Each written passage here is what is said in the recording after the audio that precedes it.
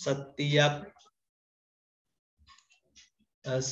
job desk yang diberikan sesuai waktu yang telah ditetapkan. Ya.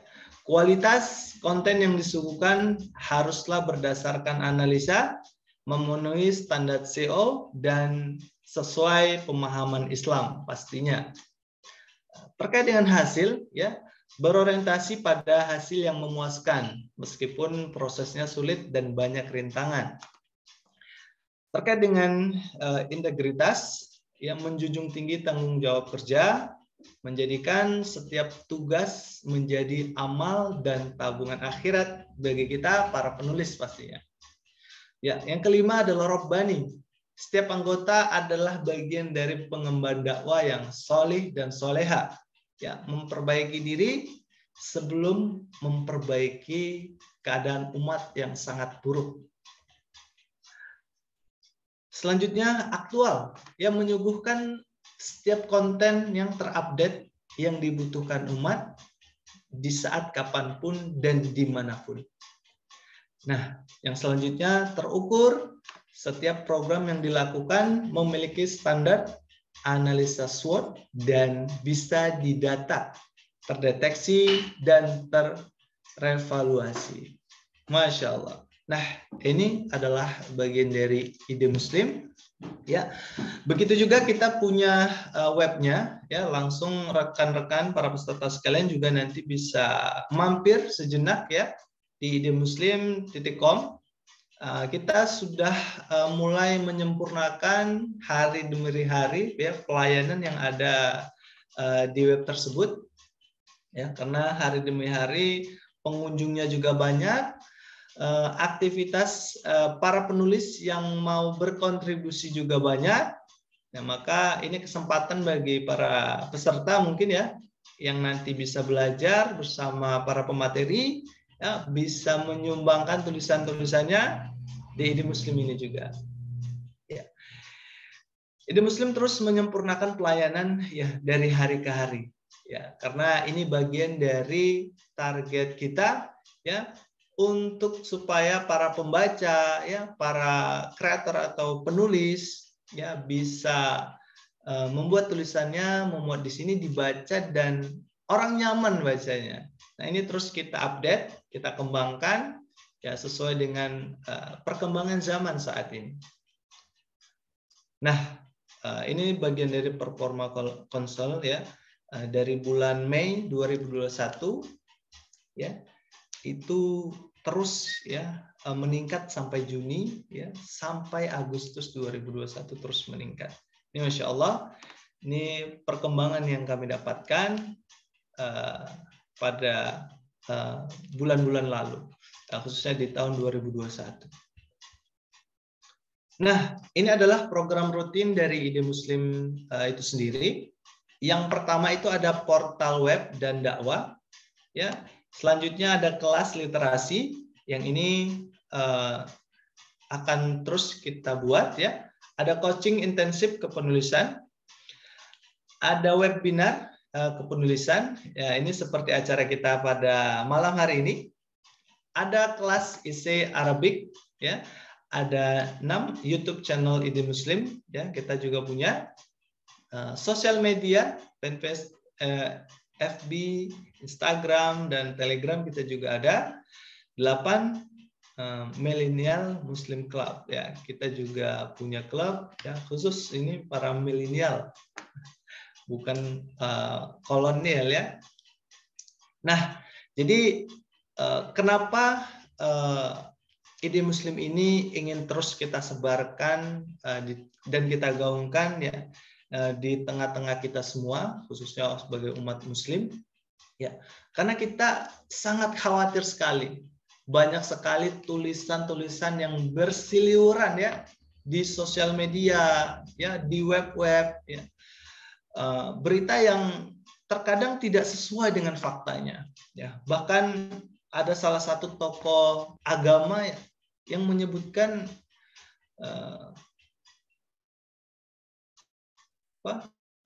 anak Nabi itu menikah dengan orang yang beda agama.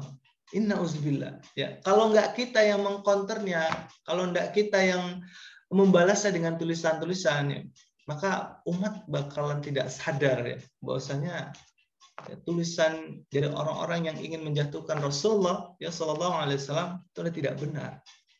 Nah, maka ini adalah tugas kita ya sebagai pengemban dakwah yang juga sebagai penulis ya berkontribusi ya untuk menjegal semua tulisan-tulisan yang nyeleneh begitu ya.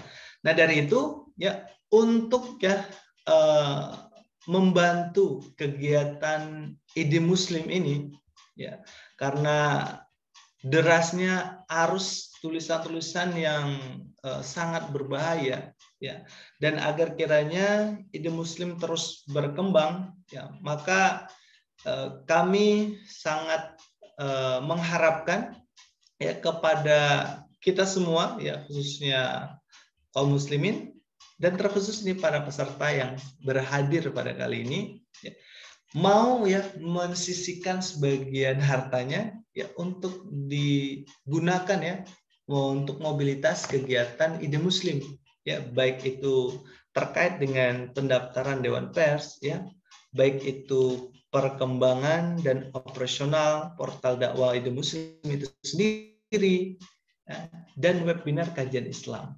Nah, karena ini semua ya bisa kita laksanakan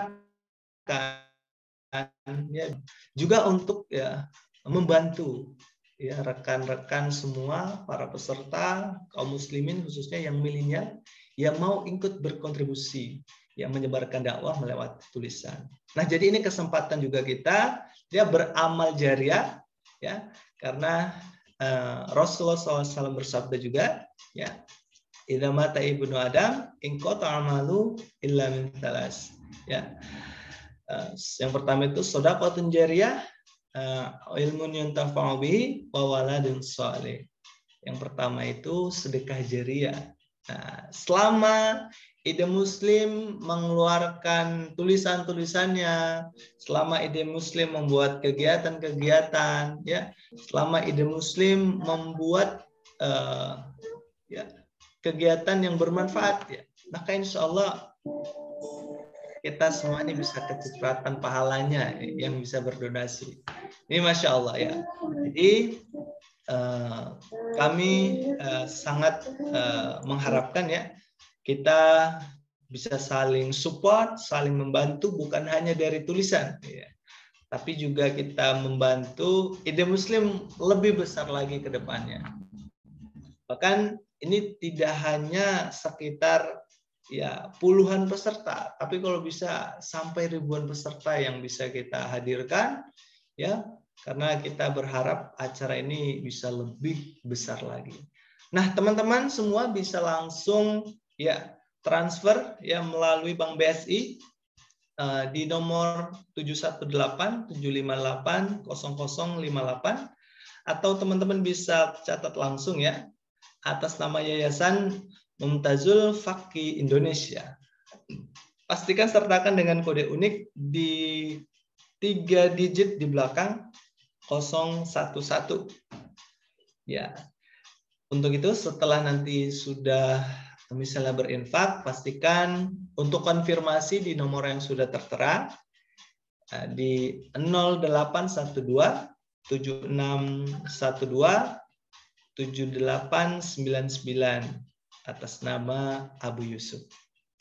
Ya, Masya Allah. Semoga yang teman-teman donasikan ya bermanfaat ya untuk kita semua di sini dan khususnya ya untuk perkembangan umat. Insya Allah. Amin ya rabbal alamin. Nah, para peserta yang dimuliakan oleh Allah Subhanahu wa taala. Pada hari ini ya, kita sudah kedatangan ya para pemateri-pemateri kita yang nanti akan menyampaikan materinya yang sangat luar biasa pastinya. Nah, ini pemateri kita yang pertama ya ada Ustadz Fitra Nugra ya. Channel Instagramnya ya @fitranugra official.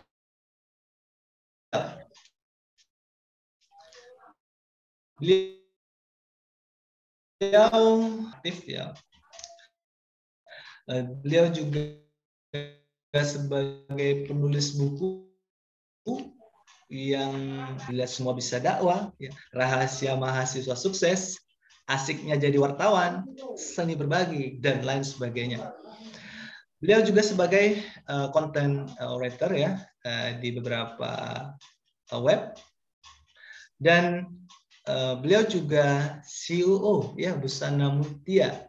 Nah, beliau pengawas di salah satu Busana Mutia, dan beliau juga CEO di Jawadah Pustaka.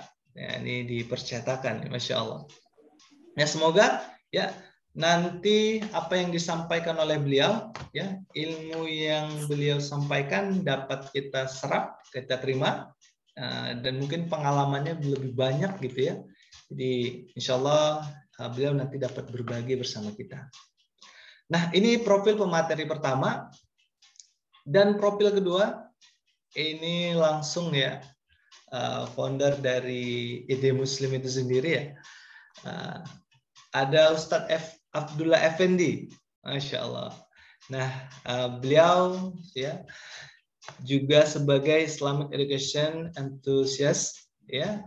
Beliau juga penulis buku, beliau juga kelas literasi, beliau juga founder Ide Muslim ya tadi, dan owner Abizar Digital. Nah, buku-bukunya ya kita bisa lihat bersama ini.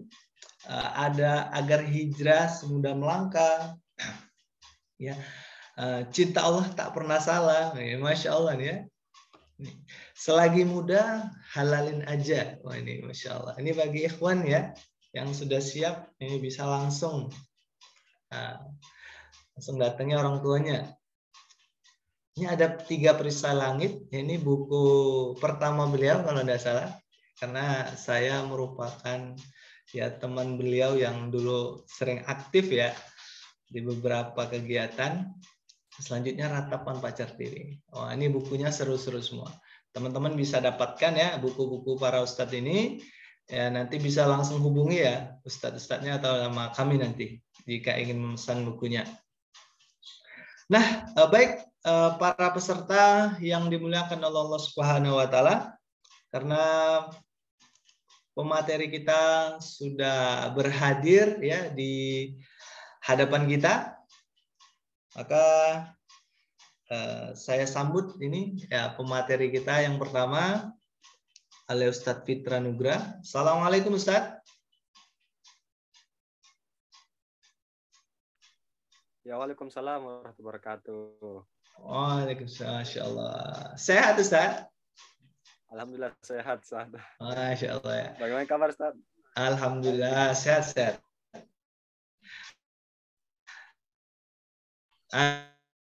Ini Ustadz lagi ada di mana Ustadz?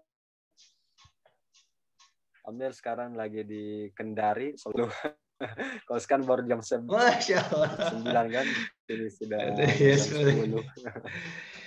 Ya baik Ustadz, karena ini acaranya langsung menyampaikan materi, mungkin langsung saja acara ini kami serahkan kepada Ustadz Tafadol ya untuk menyampaikan materi tentang penulisannya.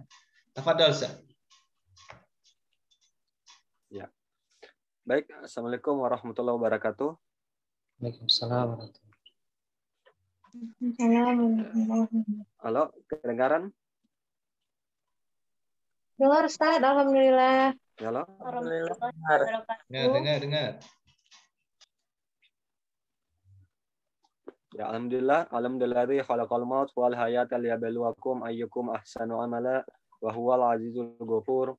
Asyhadu an la ilaha illallah wa asyhadu anna Muhammadan abduhu wa rasuluh. Sallallahu ala nabiyina Muhammad wa ala alihi washabihi ajmain. Amma ba'd. Ya, pertama-tama kita panjatkan puji dan syukur atas kehadiran Allah Subhanahu wa taala yang telah masih memberikan kita kenikmatan demi kenikmatannya sehingga pada kesempatan malam yang berbahagia ini Allah Subhanahu wa taala mengumpulkan kita di ruang Zoom ini, ruang yang insya Allah dipenuhi keberkahan dari Allah Subhanahu wa taala, karena di dalamnya kita tidak hanya ngumpul-ngumpul biasa saja, tapi insya Allah di dalamnya di tempat di ruang Zoom ini ya kita membesarkan asma Allah dan juga sama-sama sharing tentang kebaikan pada Islam. Ya, tak lupa juga kita kirimkan salam dan salawat kepada junjungan kita baginda Rasulullah Muhammad Sallallahu Alaihi Wasallam. Dialah manusia yang terbaik yang pernah berjalan di atas muka bumi ini. Maka pantaslah hanya beliau kita ikuti, baik itu perkataannya, perbuatannya, bahkan diamnya pun bisa mengantarkan di suatu tempat yang sama-sama kita rindukan, yaitu surganya Allah Subhanahu wa taala.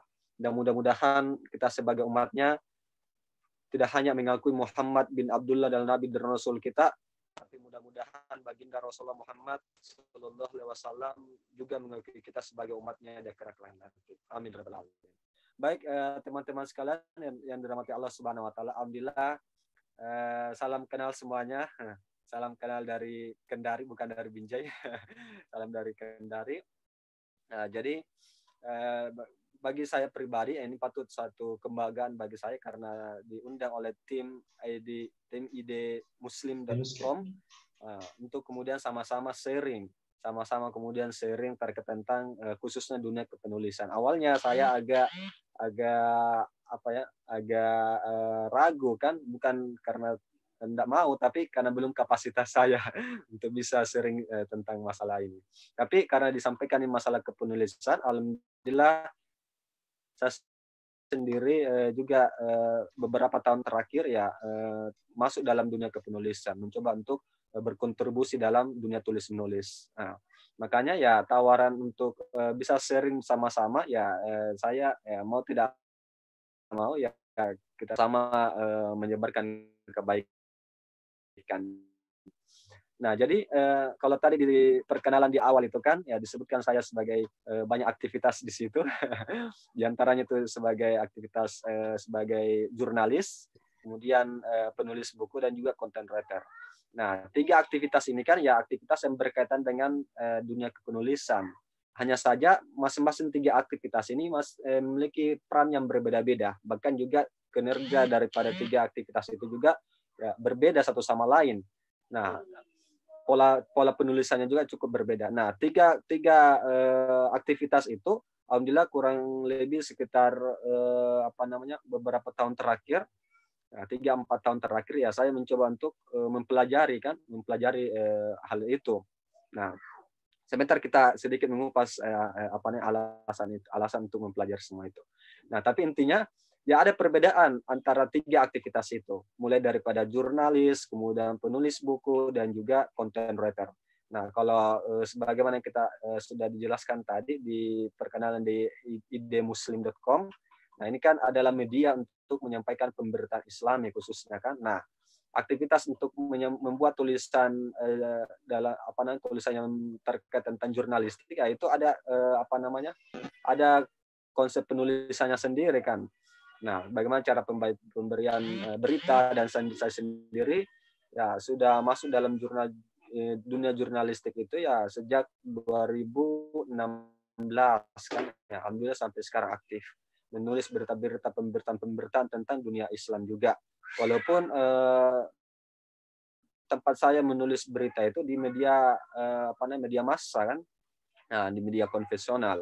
Tapi ya ciri khas kita sebagai seorang muslim kita tonjolkan di situ walaupun kita berada di tengah media yang mainstream kan. Nah, alhamdulillah dari situ ya banyak pengalaman saya dapat. Nah, mulai dari situ saya kemudian tingkatkan lagi bagaimana kontribusi saya terhadap dunia tulis menulis ini bisa lebih meluas kan. Nah, maka saya kembali kemudian mempelajari tentang bagaimana menulis buku, bagaimana konsep menulis buku. Alhamdulillah sejak 2019 saya mempelajari tentang cara menulis buku ini. Alhamdulillah saya menemukan suatu pola di mana pola itu mampu mengantarkan kita untuk bisa cepat dan mudah dalam melahirkan sebuah karya buku. Dan alhamdulillah ya kurang lebih 2 tahun ini sejak 2019 itu kan 2020 dan 2021 awal ini ya dalam waktu yang tempo yang cukup singkat itu ya tadi buku-buku tadi itu yang beberapa itu dimunculkan di perkenalan tadi, dan juga ada beberapa yang lain. Ada sekitar 6 sampai 7 kan. Nah, dan juga ada masuk daftar daftar terbit di Al-Azhar Press salah satunya. Nah, dan juga diterbitkan sendiri. Nah, Kemudian juga merasa bahwa ya kita jangan mencukupkan diri kan hanya sebatas itu, maka ya kemampuan untuk tulis menulis itu terus dikembangkan, karena itu potensi bagi kita yang seorang muslim memahami tentang itu adalah bagian daripada suatu karunia, diberikan kemampuan berupa tulis menulis ini, maka ya kembangkan dengan dunia content writer. Nah ini sedikit berbeda kan. Nah, kalau content writer itu sendiri ya aktivitas yang menulis konten-konten yang baik di media sosial, kemudian membuat caption tentang kegiatan satu kegiatan dan seterusnya, kemudian juga copywriting dalam menjual produk kan dan seterusnya. Itu juga saya mulai menggeluti masalah itu. Nah, semuanya terkaitan dengan tulis menulis sendiri. Nah, jadi alhamdulillah kan ya kita sama-sama belajar di sini ya untuk sama-sama mengembangkan kemampuan kita khususnya dalam bidang tulis menulis. Nah, jadi itu sedikit aktivitas saya.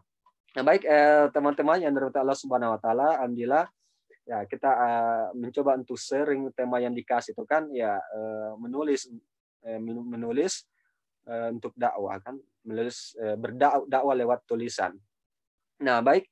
Jadi keberadaan saya di sini ini hanya sharing saja, bukan untuk menggurui karena pasti banyak teman-teman di sini, wabil khusus founder kita kan Ustaz Abdullah Effendi ya banyak lebih menguasai masalah itu kan, masalah dunia kepenulisan. Tapi ini hanya sharing saja. Nah, jadi terkait tentang dakwah itu sendiri, dan ini salah satu juga buku yang saya buat tahun 2019, yaitu Semua Bisa Dakwah tadi yang tadi ditampilkan di awal itu. Nah, di situ kan saya mencoba untuk memberikan pemaparan bahwa aktivitas dakwah ini adalah aktivitas yang tidak diberikan oleh orang tertentu saja kan. Nah, bukan hanya dilakukan oleh orang-orang yang dikhususkan saja, tapi adalah sebuah aktivitas yang bisa dilakukan semua orang. Nah, tinggal dia mau atau tidak. Nah, apalagi karena kalau kemudian kita memahami dalam agama kita sendiri kan, ya dakwah itu sendiri sebuah kewajiban. Sebuah kewajiban kita sebagai seorang muslim. Bahkan kalau kita mau lebih jauh lagi, dakwah itu sendiri kan sebuah kebutuhan sebenarnya. Jadi kita berdakwah itu bukan karena Islam yang butuh kita untuk disebarkan, bukan. Tapi kita sebenarnya membutuhkan dakwah. Kenapa demikian? Ya karena kalau kita mau memflashback tentang amalan kita sebelumnya itu kan, ya mungkin banyak amalan-amalan kita yang jauh daripada kata sempurna. Misalnya sholat kita, ya mungkin banyak yang tidak khusyuk kan. Kemudian puasa kita juga, mungkin juga banyak yang makruh dan seterusnya. Tapi walaupun demikian kita bisa kemudian memberikan amalan terbaik bagi kita dan juga memberikan pahala yang cukup banyak bagi kehidupan kita di akhirat nanti itu lewat aktivitas dakwah. Kenapa? Karena lewat aktivitas dakwah ini adalah jalan bagi kita untuk bisa insya Allah mendapatkan pahala jariyah sebagaimana dijelaskan kan sama MC kita kan, sama host kita. Amal jariah itu yang kemudian kita harapkan dari aktivitas dakwah ini kan, ada orang yang kemudian mendapatkan kebaikan lewat apa yang kita sampaikan, itu sebuah kebaikan yang tak terhenti, tidak hanya di dunia kan, tapi insya Allah mengalir sampai di akhirat ketika kita telah meninggalkan dunia ini. Nah, itu adalah sebuah motivasi bagi kita untuk kemudian mau terlibat dalam aktivitas dakwah. Aktivitas yang mengajak pada kebaikan dan mencegah daripada kemungkaran itu sendiri kan. Nah, jadi karena kemudian kita memahami bahwa dakwah ini adalah sebuah kewajiban dan juga sebuah kebutuhan yang harus kita menjadi kebutuhan kita, maka Allah Subhanahu wa taala telah menciptakan kita semua itu tidak serta-merta menciptakan begitu saja, tapi juga memberikan suatu potensi dalam diri kita, atau kemudian memberikan amanah bagi kita masing-masing untuk bisa berkontribusi terhadap Islam. Kan? Nah, kenapa? Karena tidak mungkin ada sesuatu yang diciptakan begitu saja kan, tanpa ada diberikannya amanah atau kemudian kemampuan yang dia bisa lakukan untuk berkontribusi pada Islam itu sendiri. Nah, jadi banyak jalan yang kita bisa lakukan untuk mau berkontribusi terhadap Islam, untuk kemudian mau menyebarkan agama Islam ini kan kepada orang-orang sekitar kita. Nah, banyak yang kemudian mengambil peran dengan mengaplikasikan kemampuan mengedit videonya misalnya, atau kemudian membuat manajemen sebuah organisasi dakwah dan seterusnya. Itu semua kemampuan-kemampuan yang harus dia kembangkan, dan itu harus diarahkan pada Islam sendiri. Karena kalau bukan Islam, ya apa lagi kan? Nah, apalagi kita mau perjuangkan kan. Nah, jadi setelah kemudian saya pribadi setelah memahami tentang masalah itu, saya kan mulai aktif ikut kajian-kajian, mulai kemudian diberikan pemahaman tentang Islam dan seterusnya. Itu kan waktu masa kuliah, kalau nggak salah ya sekitar tahun 2016-2017 kan ya, masih muda, masih sumur jagung lah. Nah, tapi setelah kemudian diberikan pemahaman itu, ya kita diberikan nasihat bahwa apa yang kita bisa lakukan untuk Islam, apa yang kemudian kontribusi apa yang kita bisa berikan dari diri kita kan. Nah, selain daripada harta kita pastinya kan. Nah, maka di situ kemudian kita cari tahu apa yang kita miliki, apa yang kemudian kita bisa ya kan. Nah, maka setelah berjalannya waktu, maka ya saya kemudian mencoba memahami tentang potensi saya pribadi kan. Nah, maka saya menemukan bahwa ternyata saya punya kemampuan untuk membuat kata-kata kan, menulis sebuah tulisan kan. Nah, karena saya sendiri kan ya sudah senang menulis itu ya sejak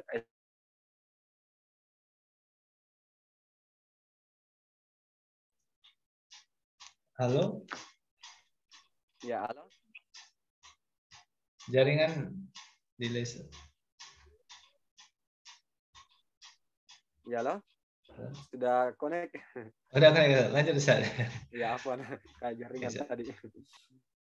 Karena memang kalau sedikit informasi bahwa di Kendari memang kan 3 hari terakhir ini ya sudah terjadi, kalau BMKG rilisnya itu kan dia mengeluarkan rilis sudah kurang lebih 40 terjadi getaran gempa di Kendari dan sekitarnya. Nah, mungkin ada teman-teman yang ada di sekitar Sulawesi Tenggara juga merasakan itu. Jadi yang paling terasa ya kemarin kan ada cukup terasa gempanya. Nah, mudah-mudahan mohon doanya saya kan mudah-mudahan kita semuanya dalam kondisi sehat walafiat. Amin, amin. Nah, ya jadi kita lanjut sedikit lagi.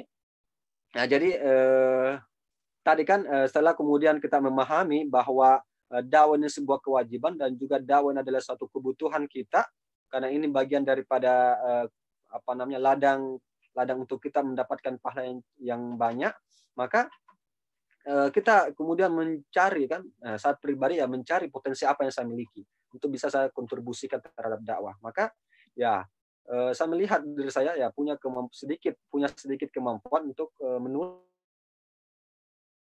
Pada saat SMA itu kan ya sering membuat tulisan di blog atau masih zamannya kan membuat blog kemudian terusnya. Nah, setelah kemudian memahami tentang potensi diri kita, khususnya saya pribadi itu di dunia tulis menulis, maka saya mulai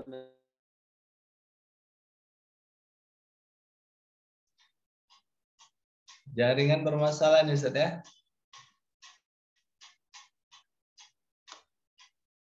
Ya, kita doakan bersama ya para peserta sekalian.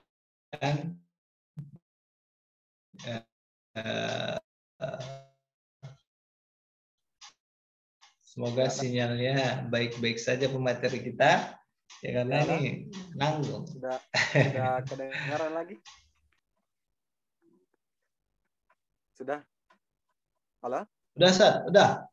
Oh ya. Baik ya, kita lanjut sedikit lagi. Jadi tadi bahwa setelah memahami tentang potensi menulis ada dalam pribadi kita, ya maka kita harus kembangkan itu. Kenapa ya? Karena di situ bisa jadi di situ adalah tempat kita bisa berkontribusi terhadap Islam.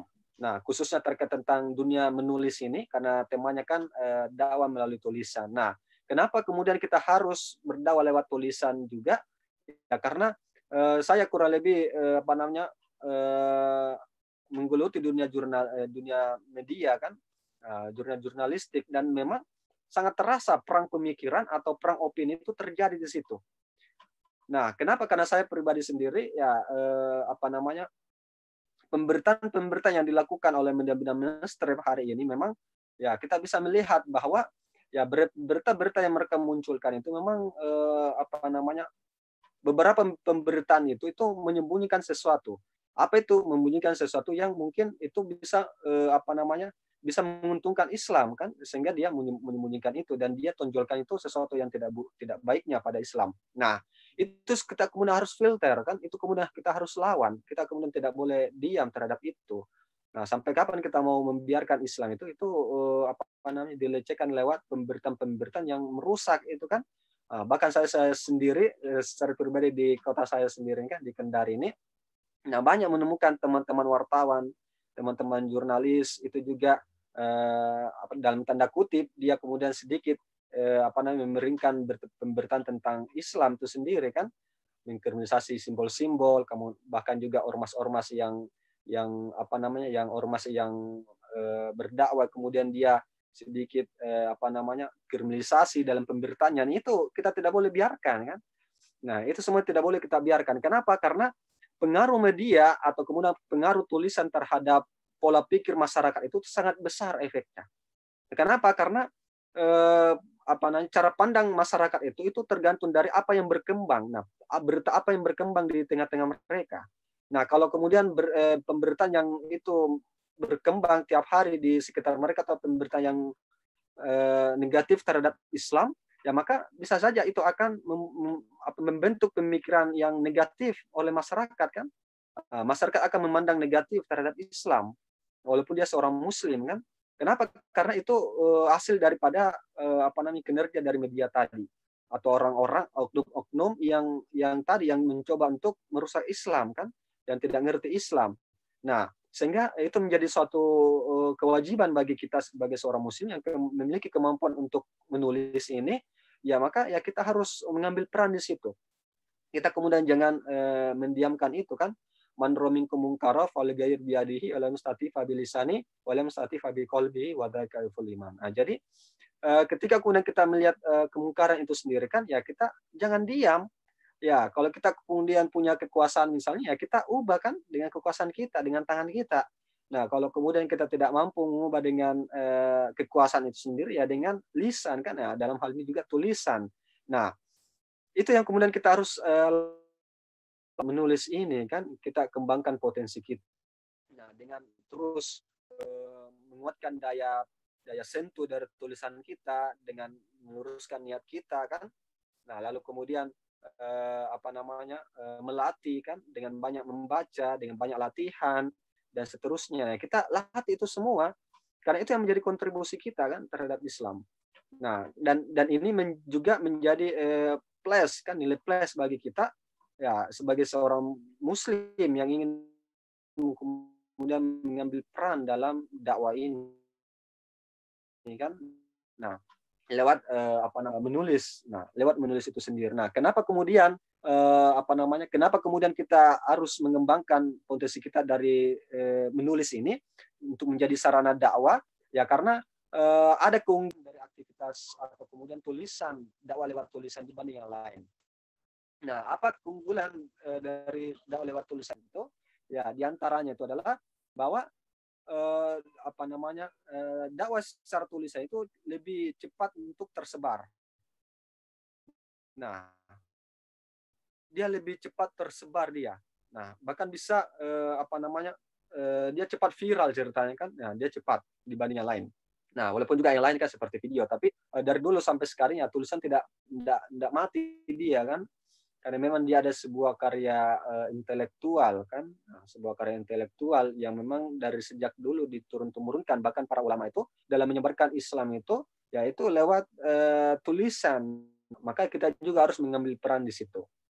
Nah, jadi seperti itu salah satu keunggulan ketika kita melakukan dakwah lewat tulisan. Nah, selain juga itu,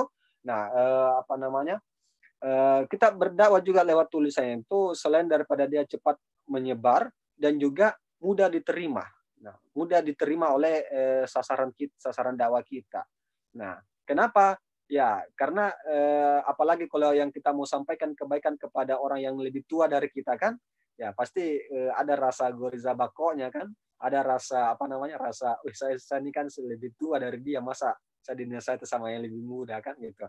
Nah, kalau kita menyampaikan secara langsung itu kan mungkin dia tadi kan menjaga ininya kan, menjaga dirinya kan, menjaga harga dirinya, sehingga ya bisa saja dia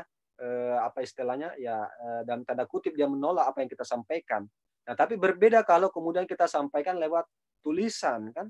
Nah, kemudian kita berdakwah lewat tulisan, dia mendapati sebuah dakwah atau sebuah kebaikan itu lewat tulisan itu lebih mudah dimengerti. Kenapa? Karena seolah-olah dia dia membaca tulisan itu seolah dia tidak digurui kan. Nah, berbeda kalau kita lewat lisan kita menyampaikan seolah-olah kita menggurui dia kan. Tapi kalau lewat tulisan itu ya dia tidak merasa digurui. Nah, seolah dia menerima begitu saja tanpa melihat siapa yang menulis kan. Nah, jadi seperti itu keunggulan daripada kita dakwah lewat tulisan ini, dan itu memang suatu kalau kita punya potensi menulis itu, maka itu suatu kewajiban untuk kita gunakan untuk dakwah. Nah, kenapa ya? Karena setiap muslim itu kan ya dia punya punya tanggung jawab kan, punya amanah untuk terlibat pada dakwah Islam itu sendiri kan. Nah, dari segi apa yang dia mampu. Nah, kalau kemudian kita melihat para sahabat misalnya. Nah, kalau kemudian para sahabat ini juga memiliki bidangnya masing-masing dalam menyebarkan dakwah, dalam berdakwah kan. Misalnya Abdurrahman bin Auf misalnya kan, dia punya kemampuan dalam bisnis. Maka kalau dia berhenti berbisnis dan dia punya kemampuan itu, maka dia termasuk orang yang melalai kan. Nah, maka dia kemudian terus berbisnis untuk dakwah kan, untuk menyebarkan dakwah, untuk mensupport dakwah.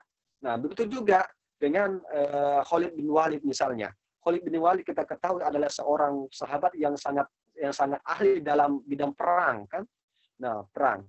Nah, dia punya kemampuan itu. Nah, kalau kemudian beliau tidak mengoptimalkan dirinya untuk berdakwah lewat kemampuan tadi, lewat keahlian perangnya ini, ya bisa saja dia termasuk orang lalai kan. Kenapa? Karena dia punya kemampuan itu, tapi tidak mengoptimalkan untuk dakwah tadi. Nah, begitu juga kita zaman sekarang kan. Kalau ada teman-teman yang punya kemampuan dalam membuat konten video misalnya, maka dia kuat untuk menulis itu sendiri. Ya, bagaimana kita mengoptimalkan kemampuan kita ini untuk kebaikan, untuk Islam kan. Kenapa? Jadi seperti itu saya kira untuk sebagai pembuka dari saya sebagai pengantar saja ya, sebelum ya pemateri yang utama kita yang menyampaikan. Jadi saya kira apa yang bisa kami sharing, apa yang bisa kami bagi pengalaman tadi juga, dan mudah-mudahan apa yang kami sampaikan ini bisa sedikit memberikan memberikan sedikit motivasi terhadap kita semuanya untuk bisa mengoptimalkan potensi menulis kita untuk dalam dakwah. Itu sekira mungkin untuk awal ini. Masya Allah. Terima kasih Ustadz. Ini sangat luar biasa nih. Ini banyak sekali poin-poin yang saya dapat ini. Ya, terkait dengan bagaimana ya niat kita untuk membendung arus ya opini-opini yang terjadi di tengah-tengah masyarakat ya. Ya, sepertinya perang pemikiran atau perang opini gitu.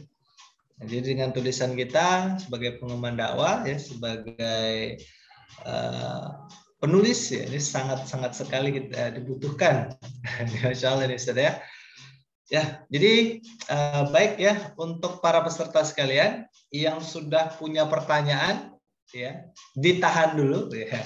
Karena kita akan melanjutkan ya materi kita yang kedua ya. Jadi mohon untuk setiap pertanyaan para peserta sekalian disimpan. Nanti kita akan buka sesi tanya jawab setelah pemaparan materi yang kedua. Ya, terima kasih Ustadz yang sudah menyampaikan tadi materi terkait dengan tema menulis untuk dakwah. Ya, pada Ustadz Fitra, syukran. Nanti kita lanjutkan kembali di sesi tanya jawab, Ustadz ya. Ya, baik para peserta sekalian, tadi kita sudah perdengarkan bagaimana Ustadz Fitra yang menjelaskan tentang bagaimana pentingnya menulis ya untuk dakwah. Nah, tadi beliau mengatakan ya untuk membendung arus ya perang pemikiran atau perang opini yang digencarkan ya baik oleh Barat, orang-orang nasionalis, oleh orang-orang liberal dan lain sebagainya. Nah, ini adalah tanggung jawab kita sebagai pengemban dakwah dan sebagai muslim dan sebagai penulis.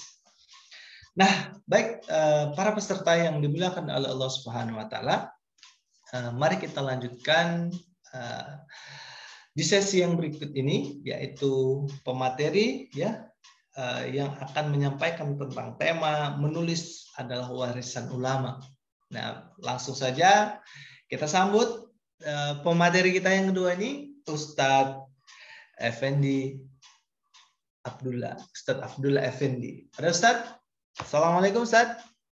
Assalamualaikum warahmatullahi wabarakatuh. Masya Kedengaran ya Allah. suaranya?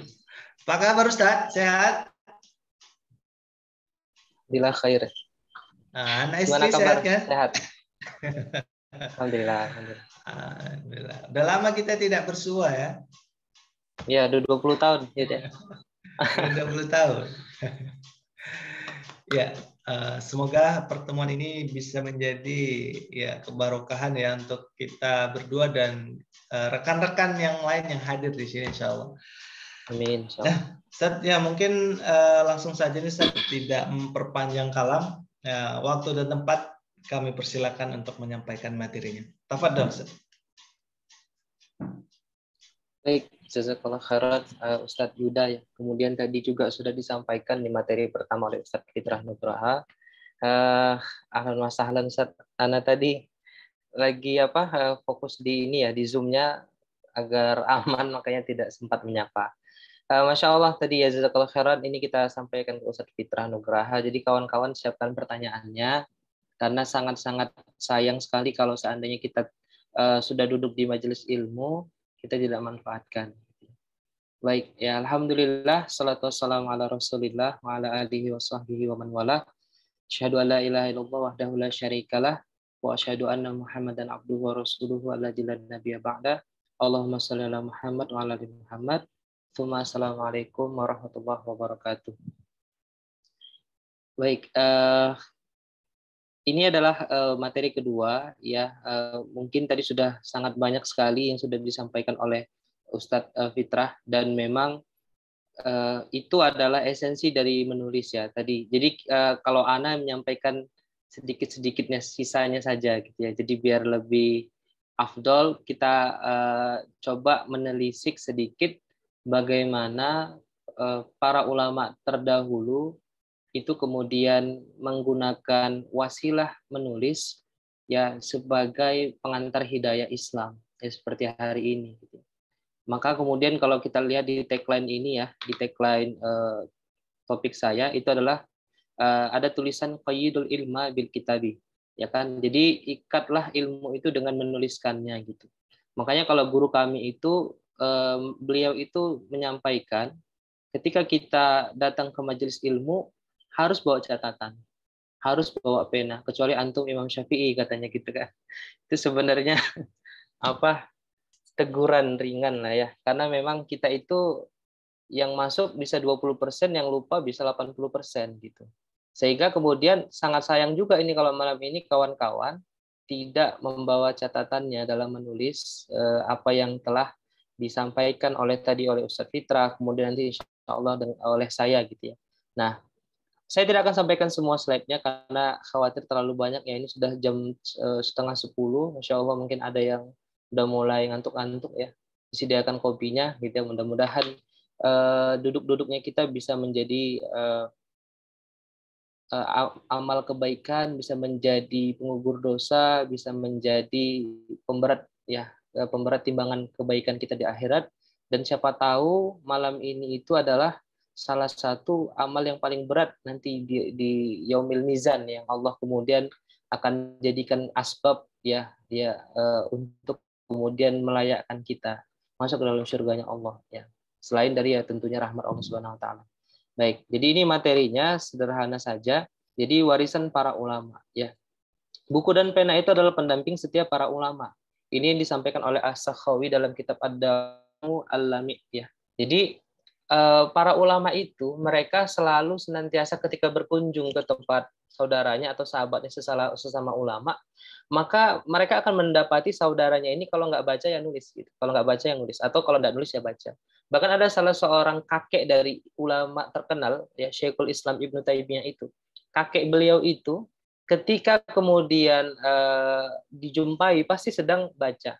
Bahkan ketika ke kamar mandi, dia suruh anaknya, ya ayahnya Syekhul Islam Ibnu Taimiyah, dia suruh anaknya itu untuk baca keras-keras. Beliaunya lagi di kamar mandi, anaknya disuruh baca gitu, baca keras-keras biar bapaknya di kamar mandi itu dengar. Saking begitunya lah mereka tidak mau sedikit pun ketinggalan dalam mempelajari ilmu. Maka kan wajar ya. Wah itu ulama itu usia 21 tahun udah bisa ngasih fatwa gitu kan. Ya, ini sahabat ini usia 14 tahun sudah mau ikut jihad gitu ya. Kalau kita usia 15 tahun di mana? Masih tidur itu, gitu kan. Masih tidur di kamar. Lagi di mana? Masih main game. Nah, mereka itu sudah jihad gitu. Mereka itu sudah kemudian menaklukkan Konstantinopel ya di usia 21 tahun Imam Al-Fatih. Nah, kita di mana gitu? Kenapa bisa begitu? Tentu karena mereka memahami benar tentang pentingnya ilmu, pentingnya belajar, pentingnya menulis gitu. Nah, jadi ini ada salah satu perkataan ulama ya As-Sakhawi ya. Besok sana dulu ya. Atau di sini boleh. Nah, kemudian ini disebutkan oleh beliau, saya mengenal Muhammad Al-Umari As-Saghani lebih dari 50 tahun kata beliau. Setiap kali saya mengunjunginya dia pasti sedang membaca atau nulis. Gitu. Makanya Muhammad Al-Umari ini beliau itu jadi ahli fikih, ahli ulumul Quran, ahli hadis, ahli bahasa Arab dan sebagainya. Nah, kita itu prinsipnya beda ya kan. Dikit-dikit belajar ilmu, semua ilmu kita pelajarin dikit-dikit, yang penting tahu dikit-dikit aja. Kalau para ulama dulu semua dipelajarin dan paham gitu, ahli fikih iya, ahli ulumul Quran iya, ahli ilmu hadis iya, ahli bahasa Arab sampai tingkat balaghah iya gitu. Jadi itu tidak mungkin bisa kita raih tanpa membaca atau menulis. Nah, inilah warisan para ulama, bahkan warisan warisan Rasulullah. Rasulullah itu tidak mewariskan kepada kita dinar dan dirham, tapi yang diwariskan oleh Rasulullah SAW adalah Al-Quran wa Sunnah. Nah, bagaimana cara kita menyampaikan Al-Quran dan Sunnah itu ya? Dengan ditulis, dengan dibaca, dengan disampaikan, dengan didakwahkan, gitu ya. Nah, 7 pola menulis para ulama. Yang pertama itu dengan menulis karya yang sama sekali belum pernah diusung oleh orang lain. Contohnya adalah kitab Ar-Risalah. Ada yang tahu ya kitab Ar-Risalah? Coba di chat, di kolom chat. Ada yang tahu nggak kitab Ar-Risalah? Siapa penulisnya?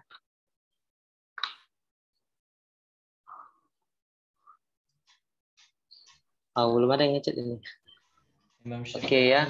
Jadi kitab Ar-Risalah adalah salah satu kitab yang ditulis oleh Imam Syafi'i ya. Imam Syafi'i. Siapa Imam Syafi'i? Beliau adalah ulama mazhab yang pengikutnya paling banyak di Indonesia kan gitu.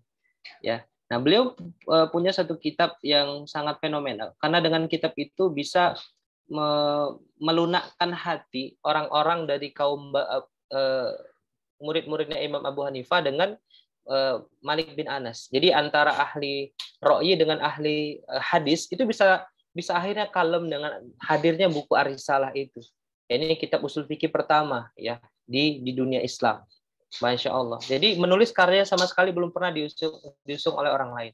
Kedua, mengarang sebuah kitab guna menyempurnakan gagasan pendahulunya. Nah, ini nih biasa nih ada kitab kemudian yang direvisi, diperbaiki, ditambahi ya dan sebagainya. Kemudian ketiga, menulis karya untuk mengoreksi kesalahan yang ada pada karya tulis ulama lain.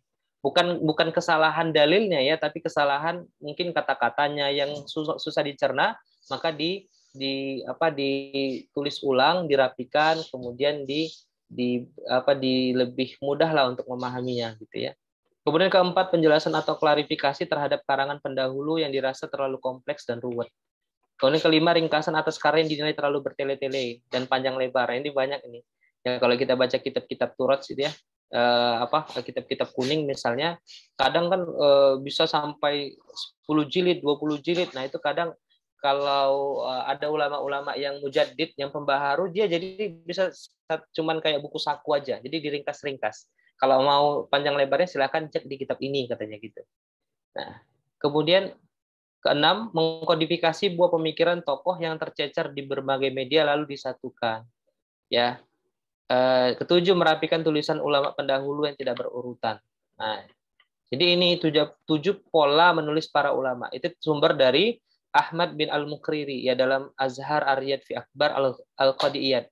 Ya, jadi Imam Qadiyat. Baik. Jadi ini adalah warisan yang telah diberikan oleh para ulama kita, dan hari ini kita itu juga memiliki satu tanggung jawab ya yang sama tentang warisan ini. Karena tadi seperti disampaikan oleh Ustadz Fitra ya, Masya Allah, derasnya arus pemikiran-pemikiran di luar Islam itu sangat-sangat kencang sekali, bahkan mungkin lebih lebih cepat dari kilatan petir ya, saking cepatnya. Hari ini kita lihat kasus A, besok kasus B, sampai kemudian terus menerus. Nah, ini kalau umat tidak di counter, ya nggak dikasih perisai, maka bisa jadi umat kita ini akan lari dari jalan yang seharusnya, jalan Islam. Ya coba aja perhatikan hari ini begitu banyak kemudian anak-anak milenial. Kenapa kemudian ide Muslim itu mengusung tentang milenial?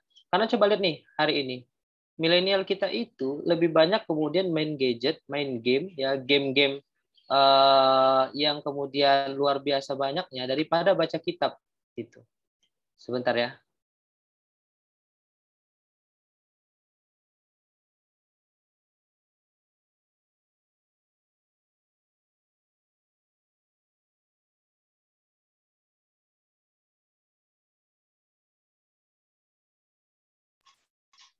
Ya, sembari menunggu Ustaz Effendi, ya teman-teman para peserta sekalian bisa menyiapkan pertanyaan-pertanyaannya ya. Insyaallah ya. Oke, kita lanjut Afan ya. Nah, nanti Yuda tahu juga kalau udah 1-2 tahun ke atas tuh anaknya kan. Harus diutamakan. Oke, Afan ya. Kita lanjut.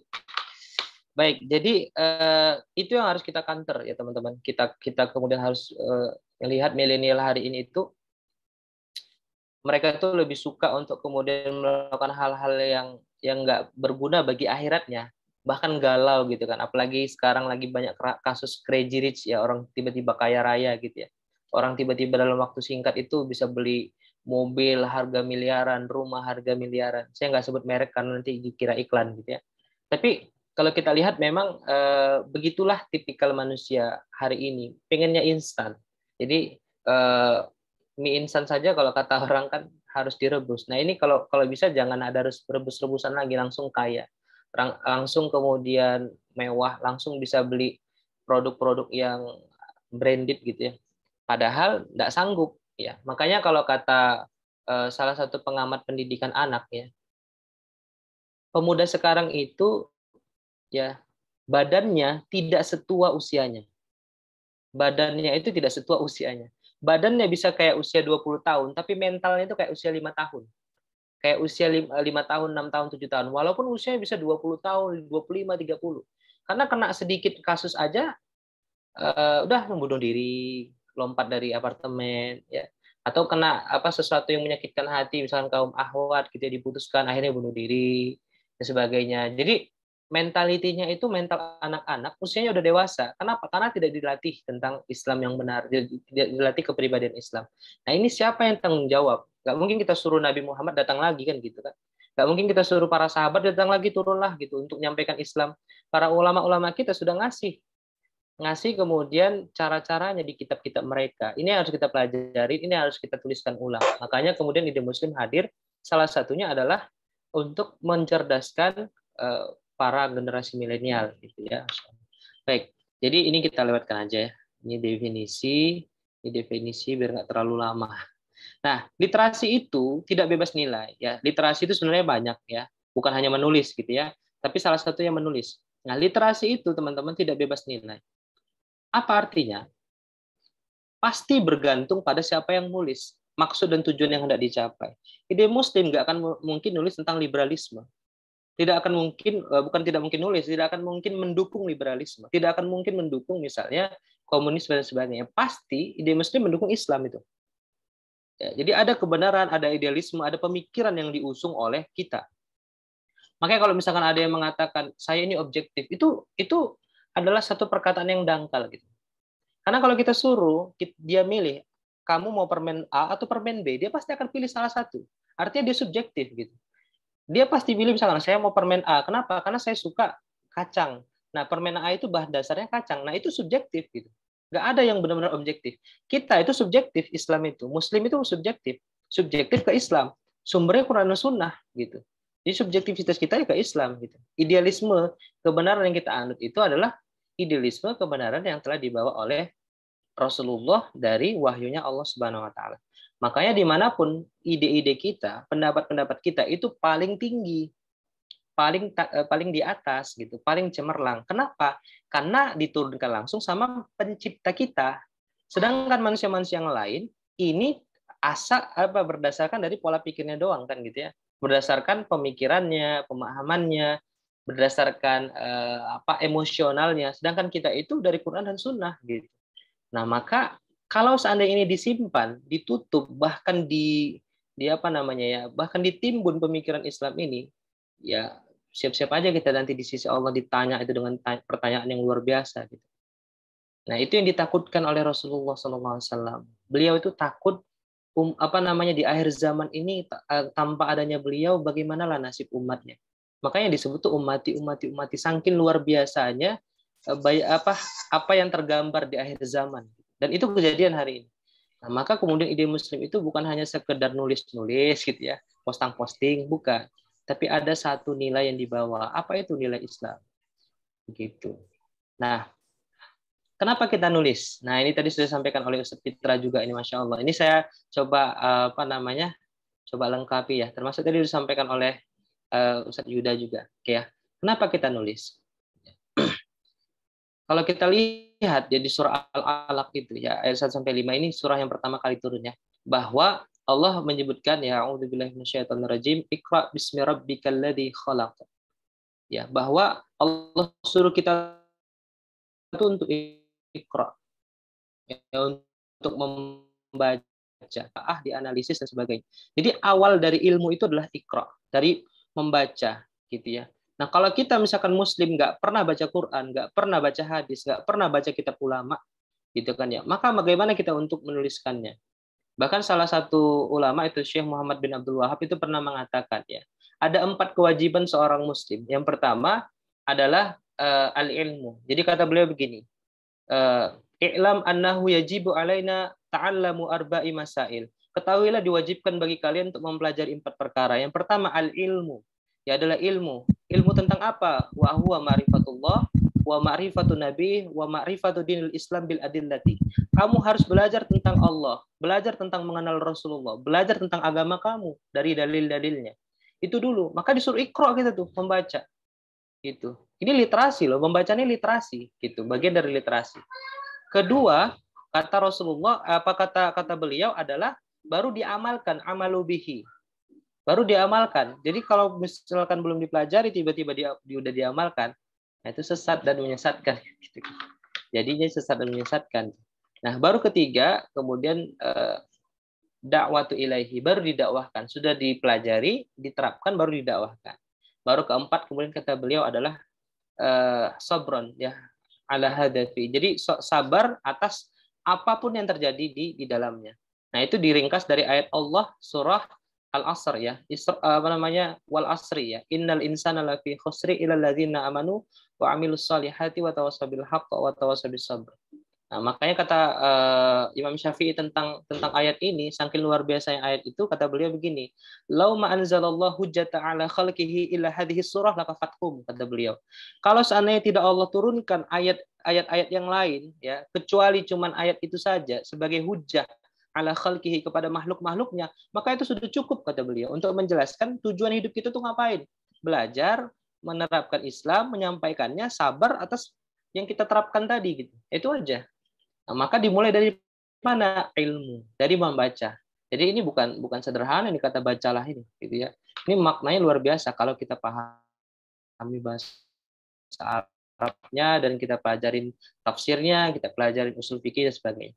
Nah, dan salah satu kenapa kalau saya dan tim-tim ide Muslim itu sangat suka menulis, nah, saya selalu sampaikan ini, strong way-nya. Strong way menulis itu ada di ayat ini, ya, di hadis ini yang sudah dibacakan oleh Ustaz Yuda tadi ya. Jadi kata Rasulullah dari Abu Hurairah, insya Allah sahih ya Muslim, idza matal insan ya, ketika kemudian seorang manusia itu mati, ya dia mati, inqadha amaluhu. Maka amal-amalnya itu terputus semua, hilang tuh, tidak ada artinya. Illa min thalathatin, kecuali cuma 3. Yang pertama min shadaqatin jariyah. Nah, ini wakaf dan sebagainya ya. Di sini kebetulan beliau juga aktif di lembaga wakaf Quran kan. Nah, kemudian yang kedua, ini yang kedua yang penting ini. Wa ilmin yuntafa'u bihi, dan ilmu yang kemudian dimanfaatkan. Nah, ilmu ini kawan-kawan bisa dengan menulis, dengan tulisan kita, bisa dengan kita sampaikan. Ya, yang ketiga adalah waladin sholihin yad'u lahu, dan doa anak soleh yang kemudian mendoakan orang tua, gitu ya. Jadi poin kedua inilah yang selalu saya sampaikan ke kawan-kawan ide muslim. Kalau antum nulis di ide muslim, nulis artikel, antum mati, antum wafat, tulisan antum masih dibaca orang, itu akan jadi amal jariah bagi antum sampai hari kiamat, sampai ide muslim itu nggak bisa diakses oleh siapapun. Anda bilang gitu. Anda nulis buku, misalkan Ratapan Pacar Tiri, tiba-tiba ada yang memutusin pacarnya gara-gara itu akan jadi amal jariah bagi kita, kawan-kawan, gitu ya. Iya kan? Jangan kemudian apa amalnya gitu ya, sedekah nggak punya duit gitu misalkan, karena duit pas-pasan. Ya belajar nggak mau, sehingga apa yang mau disampaikan juga nggak paham. Apalagi kemudian doanya jarang. Banyaknya kalau generasi sekarang nih doanya ngedoain pacar kan ya. Ya Allah, kapan jodohku datang ya, kapan dia kasihku datang gitu ya. Jadi menulis adalah salah satu cara agar ilmu kita bermanfaat dan kita bisa terus dapat amal soleh. Nah ini dicatat nih ya. Jadi ini landasannya gitu. Oke. Ini nggak usah saya bahas ya faedah hadisnya. Nah ini luar biasa lagi. Karena menulis di ide muslim dan kemudian di tempat-tempat lain ya adalah bagian dari dakwah. Kata Rasulullah, ya ini luar biasa hadisnya kan. Pasti sudah pernah tahu lah gitu ya. Ya fawallahi kata Rasulullah, demi Allah ya sungguh ya ada satu hidayah saja, satu hidayah bikarojulun wahidun, kamu sampaikan nih kepada seorang laki-laki melalui perantara kalian, khairul laka min humirin na'am, bahwa itu lebih baik kata beliau dari unta merah. Nah, saya pernah searching tuh di Google berapa sih harga unta merah sekarang. Nah, itu harganya di sini nih kawan-kawan, nampak ya. 663.885.000 ya. Gitu cara bacanya. Nah, sekitar ini nih harga unta merah. Kata Rasulullah lebih baik lagi daripada harga ini, daripada unta merah tadi. Walaupun ya nggak semerah inilah untanya kan, ini kan karena desain aja, gitu ya. Jadi masya Allah tuh, ini satu hidayah, bayangkan 1000 hidayah antum kasih. Makanya saya kadang bayangin ya orang-orang yang bisa memualafkan seorang muslim, seorang yang non muslim ke Islam, itu luar biasa, gitu. Jadi ini harus jadi motivasi gitu. Jadi jangan sekedar kita itu tanpa motivasi. Baik. Nah, zaman Rasulullah itu sudah didawamkan atau bahkan dibiasakan untuk menulis gitu ya. Rasulullah itu memerintahkan para sahabat untuk menulis setiap ayat-ayat Al-Qur'an yang turun pada pelepah kurma yang masih keras, likhop, lempengan-lempengan batu, al-karnif, akar keras dan ponsaf, rikok, kulit, al-aktab, pelana kuda, aktaf, tulang keledai yang kering, ini sudah ditulis. Jadi sejak Al-Quran itu diturunkan, itu sudah disuruh kemudian para sahabat untuk menulisnya. Ya kan? Ya Zaid bin Sabit ya, kalau kita kenal yang menulis yang mengumpulkan Al-Quran. Di masa Abu Bakar juga sama. Beliau meminta kesediaan Zaid bin Sabit radhiyallahu anhu untuk mengumpulkan kambingan tadi, dijadikan satu tuh. Akhirnya jadi mushaf Al-Quran yang sekarang kita kemudian tahu. Walaupun kalau dulu belum ada baris gitu ya, kalau sekarang sudah enak. Tapi itu pun masih banyak nggak bisa baca kan. Nah itu padahal sudah dibarisin tuh. Nah itulah lemahnya sekarang pemahaman agama kita. Nah gitu ya. Baik. Oke. Kemudian berlanjut dengan para imam. Para imam itu banyak ya, imam itu banyak banget ya. Tapi yang kalau kita kenalkan yang di Indonesia yang 4 lah gitu ya, yang gampang-gampang lah. Padahal kan masih banyak sebenarnya imam-imam dengan kitab-kitab yang luar biasa. Rata-rata para imam itu penulis gitu. Para imam itu penulis. Ya, saya pernah beli itu kitab Ar-Risalah. Waduh, tebalnya luar biasa. Ya, apalagi kalau tafsir ya, kitab-kitab tafsir ya. Waduh, itu sangat luar biasa, berjilid-jilid itu. Antum bayangin kawan-kawan bagaimana waktu mereka nulisnya itu gitu. Ya, berapa lama waktu yang mereka butuhkan untuk nulis. Saya pernah dapat kisah dalam sebuah kitab, ada seorang ulama yang menjemput satu hadis. Coba bayangin, menjemput satu hadis itu sampai beliau itu kencingnya berdarah. Kencingnya berdarah. Kenapa? Nggak nemu minum, nggak nemu air. Tapi udah mau nyampe nih ke tempat hadis tadi gitu. Oh, kita kan gampang ya. Oh, ini doif nih. Oh, ini hadisnya palsu nih. Padahal nggak tahu bagaimana perjuangan para ulama itu. Ada ulama yang itu diracun oleh orang-orang yang nggak suka dengan beliau karena beliau itu aktif nulis, sehingga ketika dia sudah sakit-sakitan dia nyuruh anaknya untuk nuliskan isi kepalanya dia, ditulis, sehingga kemudian banyak para ulama setelah beliau itu mengira anaknya yang nulis, padahal sebenarnya kitab itu bukan karyanya dia tapi karya anaknya karena anaknya nulis, padahal sebenarnya itu karya beliau. Jadi sampai begitu. Nah, jadi kalau kita lihat menulis adalah warisan para ulama gitu. Nah, ini satu lagi ya sebelum kita masuk sesi tanya jawab. Udah jam berapa nih? Udah malam banget ya. Baik. Nah, ketika buku seharga emas. Ini pernah dengar ya kisahnya?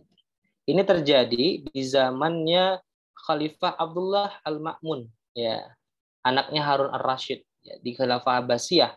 Jadi dulu ya teman-teman, kitab itu dihargai seberat emas.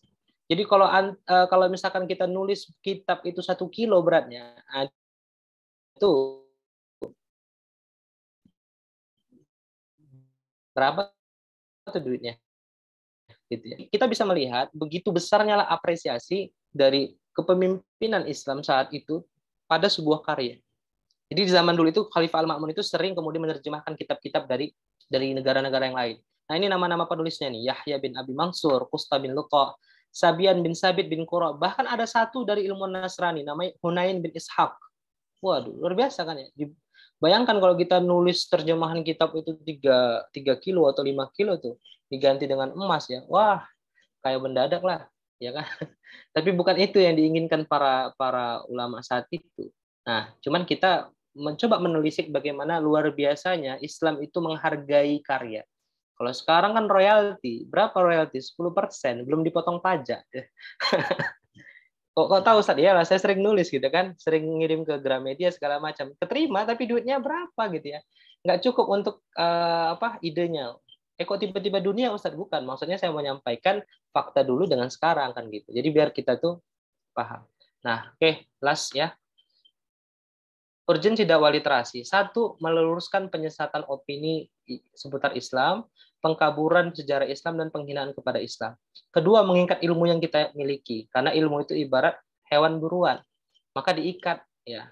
Kata Imam Syafi'i, ikatlah buruanmu dengan tali yang kuat. 3, wadah menjelaskan Islam, amar ma'ruf nahi mungkar pada seluruh lapisan masyarakat dakwah. Dan 4, tentunya melanjutkan warisan para ulama. Nah, itu ya. Ini ada banyak slide lagi, tapi Anda cukupkan aja. Mungkin lebih ke tanya jawab.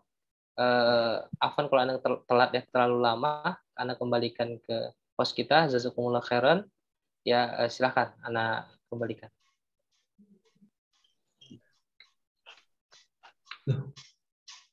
Ya, baik, Masya Allah. Terima kasih Ustadz Abdullah Effendi ya, yang sudah sangat luar biasa menyampaikan materi pada malam hari ini. Ya, menulis warisan ulama. Ya, kita sudah perdengarkan bersama tadi bahwa ternyata membaca dan menulis itu adalah salah satu kegiatan rutin ya seorang ulama pada masa itu. Nah, ketika kita ingin ya membuat karya-karya kita lebih besar lagi di kemudian hari, nah maka sama yang dikatakan oleh Ustadz Effendi, Abdul Effendi tadi, ya maka rajinlah menulis dan membaca ya. Maka insya Allah ilmu itu akan terikat ya, dan bukan nanti akan menjadi amal jariah. Ya, Masya Allah. Baik, para peserta yang dimuliakan Allah Subhanahu sudah menunjukkan pukul hampir jam 22 ya. Maka sesi tanya jawab ya akan nih untuk 2 orang pertama yang akan menanya. Nah, untuk itu silakan sebutkan namanya, dari mana, dan pertanyaannya, dan siapa yang akan diminta menjawab. Baik, kami persilakan.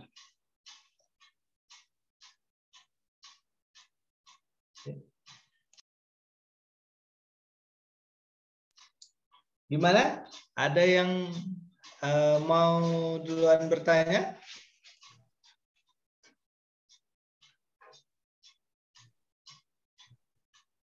Mana nih, masih malu-malu nih? Boleh kalau enggak mau langsung, bisa langsung chat ya di kolom komentar juga boleh.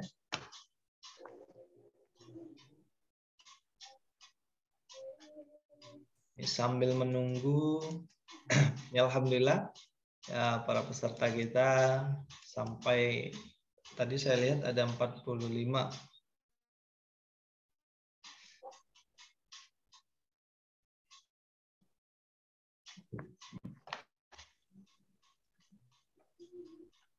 Mana? Belum ada juga masuk pertanyaannya?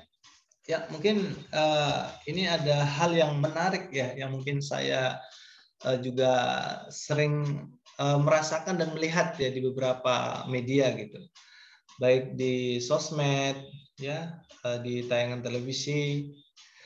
Nah, mungkin ini pertanyaan yang bisa ditujukan untuk Ustadz kita ya, Ustadz Fitra Nugra. Nah, begini Ustadz, ini pertanyaannya terkait tentang bagaimana kita ya sebagai seorang penulis ya menghindari delik hukum ya dari tulisan kita.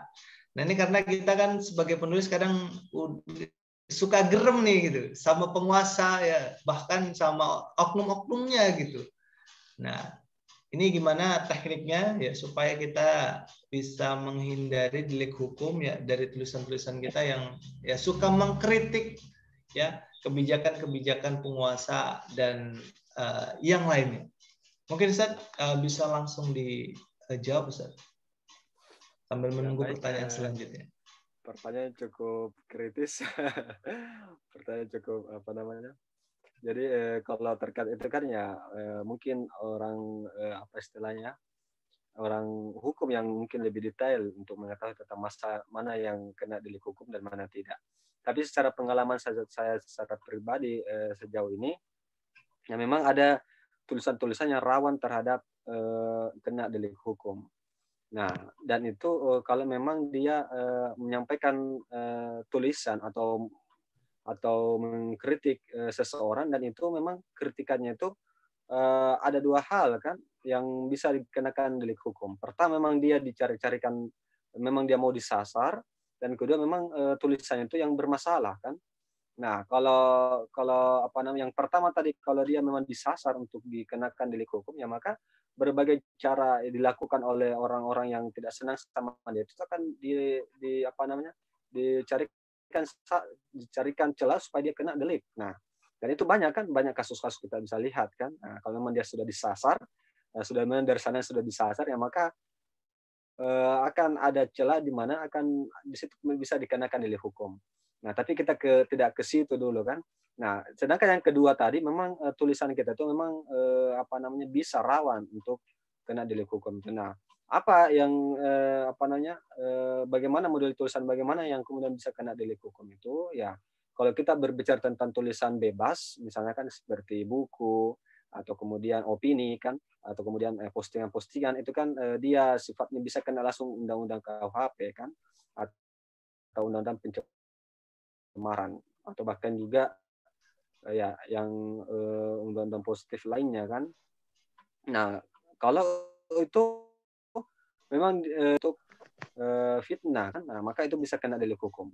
Nah, makanya itu ya kita memang dalam menyampaikan opini itu harus dilengkapi dengan data kan. Ya harus valid data yang kita sampaikan. Jangan kemudian kita beropini kalau soal data kan. Nah, adapun pandangan ya boleh saja kan kalau secara umum. Nah, jadi itu yang terkait tentang itu. Nah, sedangkan kalau dalam dunia jurnalistik, nah sedikit saya punya apa namanya, punya sedikit pemahaman tentang apa namanya, ilmu jurnalistik ini karena memang saya geluti juga. Nah, berbeda dengan kalau jurnalistik kan. Nah, kalau dia kalau produk jurnalistik salah satunya itu berita, termasuk juga iklan dalam bentuk pamflet itu kan. Nah, kapan kemudian pemberitaan itu kena delik hukum? Ya pada saat pemberitaan miring atau pemberitaan kritik yang disampaikan, atau ya pemberitaan miring yang disasar oleh orang tertentu dan itu tanpa ada konfirmasi. Nah, kalau itu tanpa ada konfirmasi kepada pihak yang dirugikan, yaitu bisa kena delik kan. Dan tapi walaupun dia kena delik hukum, tapi itu tidak akan masuk ranah hukum. Karena nah itu bedanya. Kalau sudah terdaftar di Dewan Pers. Nah, kalau sudah terdaftar di Dewan Pers itu maka, atau kemudian terdaftar sebagai media, nah maka walaupun belum masuk dalam faktual kan, verifikasi faktual di Dewan Pers, tapi kalau sudah terdaftar sebagai media maka dia masuk dalam apa namanya, dalam proses Dewan Pers kan, diadili Dewan Pers. Nah, kapan dia menggunakan itu tadi tanpa ada konfirmasi terhadap pihak yang dirugikan kan. Misalnya ada 2 orang yang saling bertikai, namun yang kita tonjolkan itu hanya si A saja, sedangkan si B yang disebut-sebut namanya di dalam itu kita tidak konfirmasi kan, tidak minta komentarnya. Nah, itu bisa kena tadi delik hukum itu. Nah, jadi seperti tadi juga termasuk juga ya membuat pemberitaan hoax kan, membuat kemudian fitnah tanpa ada data tadi, termasuk juga itu celah-celah yang bisa menjatuhkan orang pada masalah hukum tadi. Nah, itu saya kira mungkin yang saya dapat berikan terkait tentang pengalaman selama ini. Begitu mungkin, Ustaz. Masya Allah, ya Ustaz. Jadi memang nulis itu juga data itu terpenting tuh ya Ustaz. Harus valid ya. Kalau asal-asal comot data ini juga berbahaya Ustaz. Karena banyak juga data yang dipalsukan ternyata kan gitu ya. Ya syukur Ustaz atas jawabannya, sangat luar biasa ya. Semoga kita semua ya di sini sebagai penulis dan calon penulis mungkin ya bisa sama-sama belajar, ya bisa sama-sama memahami insya Allah. Baik, selanjutnya ini ada pertanyaan dari Saudari Husna ya. Bagaimana, mungkin ini pertanyaannya langsung nanti diarahkan ya atau dijawab oleh Ustadz Abdullah Effendi ya. Bagaimana cara menguatkan niat kita dalam menulis ya, atau punya keinginan besar ingin menulis ya, tapi lumayan sulit untuk memulai atau merealisasikannya. Nah, ini pasti sering terjadi gitu ya. Di kepala kita tuh sudah banyak sekali wacana, tulisan, kerangka berpikir dan lain sebagainya. Tapi ini tidak terrealisasi juga gitu. Jadi mohon ini tips dan triknya bisa langsung disampaikan ya Ustaz Abdullah ini. Tafadhol Ustaz. Jazakallah khairan Mbak Husna yang memberikan pertanyaan yang sangat bagus ya.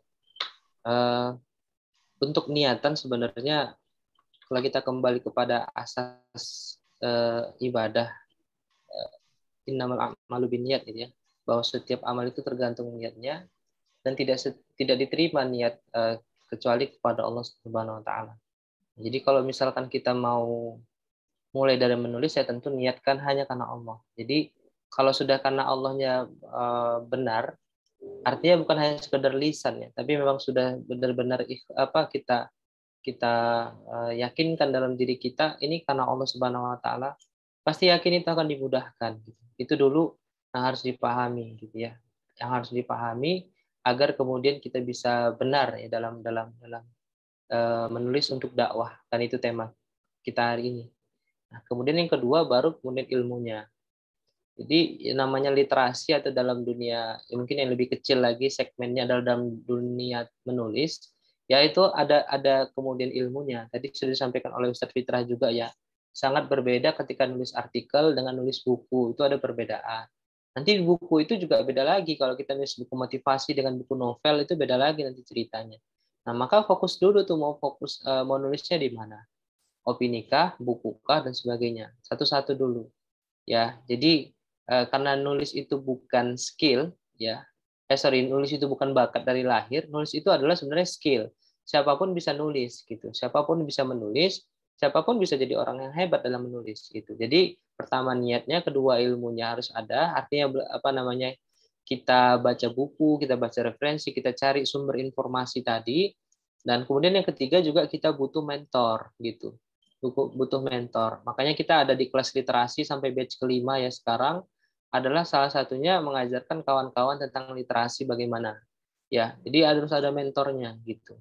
Walaupun bisa jadi kita otodidak, tapi otodidak itu lebih lama nanti jadinya menghasilkan karyanya.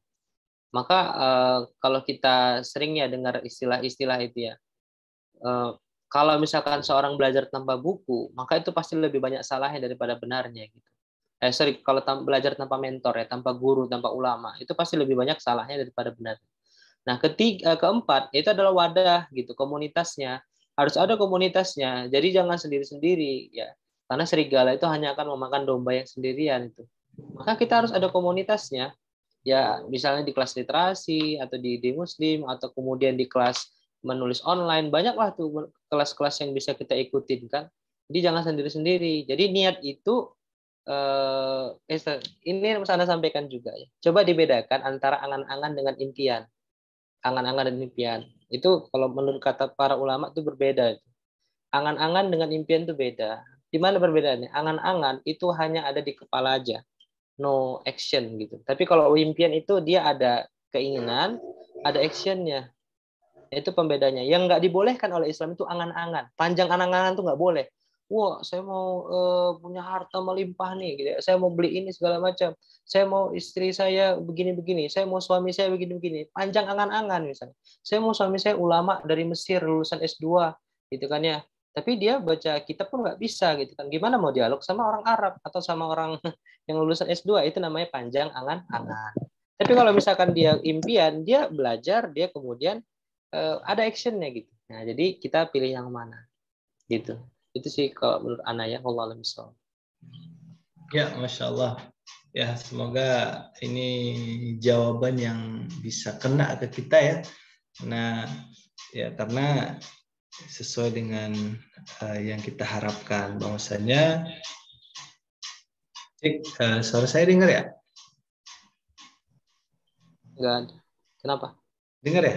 Dengar, jelas. Ya, karena niat menulis ya enggak serta merta ya, karena banyak godaan ya, apalagi seorang ibu rumah tangga gitu ya. Kalau menulis itu kurasa agak repot ini. Satu didiknya lagi nangis-nangis ya. Nah ya semoga ya kita semua bisa menyiapkan lah ya aktivitas-aktivitas khususnya menulis ya, karena ini bagian dari dakwah dan amal jariah ya untuk kita sebagai penulis nantinya. Ya syukron Ustaz Effendi yang sudah menjawab pertanyaan dari Husna tadi. Baik, mungkin kita masih punya sesi terakhir nih ya untuk 2 pertanyaan lagi yang saya sudah rangkum ya, karena ini kesempatan yang jarang terjadi ya. Ini pertanyaan selanjutnya ya. Insya Allah ini udah ada masuk pertanyaannya. Mungkin langsung saja saya bacakan dan pertanyaan ini mungkin langsung saya berikan kepada Ustadz Fitra nih ya. Assalamualaikum, izin bertanya. Perkenalkan saya Nurma dari Medan. Wah, ini satu daerah nih. Apakah ada momen bagi Ustadz Fitra ya hilang ide atau mandek ya, atau istilahnya blank spot ya dalam menulis, dan bagaimana cara memunculkan ide ini ya agar tulisan dapat selesai sesuai target tanpa mengulur-ulur waktu? Syukron Ustaz. Ini pertanyaannya 2 nih guys. Gimana caranya memunculkan ide? Bagaimana caranya supaya ide ini tidak hilang? Ini tafadhol Ustaz Fitra untuk bisa menjawab ya pertanyaan dari siapa nih tadi? Mbak Nurma ya. Ya, pertanyaan cukup menarik juga. Jadi ini pertanyaan yang sering kali ditanyakan juga, karena beberapa kemarin kan ya juga sempat membuat workshop kepenulisan ya, di kampus Muhammadiyah di Kendari, kemudian juga beberapa di tempat lainnya. Itu memang pertanyaan-pertanyaan yang sering muncul. Nah, banyak orang yang berkeinginan, sudah kuat niatnya untuk menulis, tapi ya tiba-tiba setelah kemudian sudah di depan laptop, malah mandek, malah seolah itu idenya itu hilang, hilang kan.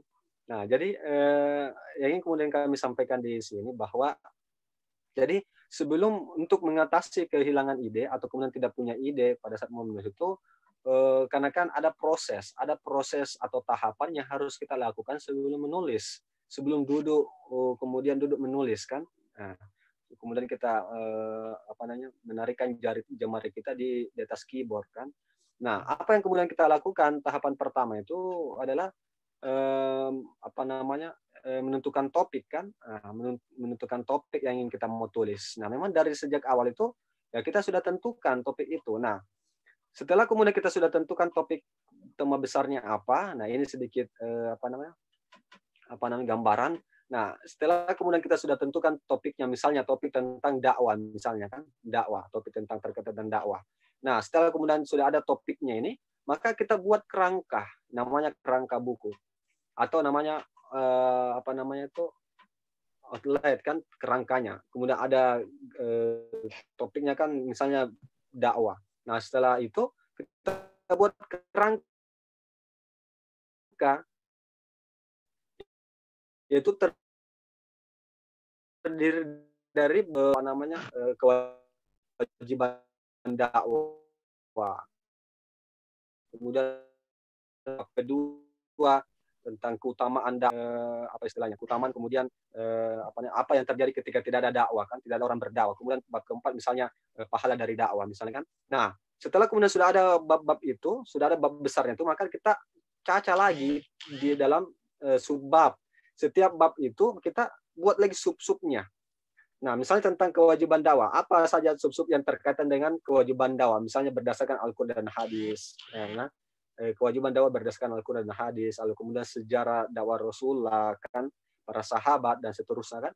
Nah, kemudian bab kedua itu tentang keutamaan dakwah. Nah, kita juga buat kan keutamaan dakwah di situ apa sub-subnya. Dengan adanya kemudian kerangka itu, maka kecil kemungkinan kita tidak punya ide untuk menulis.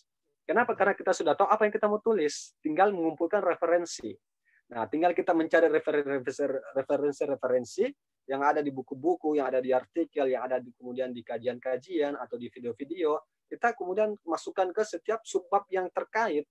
Nah, ketika itu kemudian kita sudah lakukan, maka itu akan dengan mudah kita melakukan aktivitas tulis-menulis, dan itu salah satu pola yang saya lakukan. Alhamdulillah dalam menulis buku itu cukup termasuk cepat kan. Nah, bisa sampai 2 minggu, kemudian bahkan 1 bulan kan. Nah, kenapa? Karena tadi kita dulu langkah awal yang kita lakukan waktu juga bisa sampai 2 atau 3 hari kan untuk membuat kerangka itu. Nah, supaya apa? Supaya itu tidak akan kita menelisir, tidak akan terjadi kan. Kenapa? Karena sudah ada tadi, sudah ada apa yang kita mau tulis. Nah, itu yang terkait yang pertama tadi kan, yang bisa kita lakukan untuk mencegah tadi kehilangan ide. Kemudian yang kedua tadi mencatat ide kan, mencatat ide ya. Iya, memunculkan ide. Ya, memunculkan ide. Ya, memang untuk memunculkan ide kan yang kita butuh tadi, selain daripada sebenarnya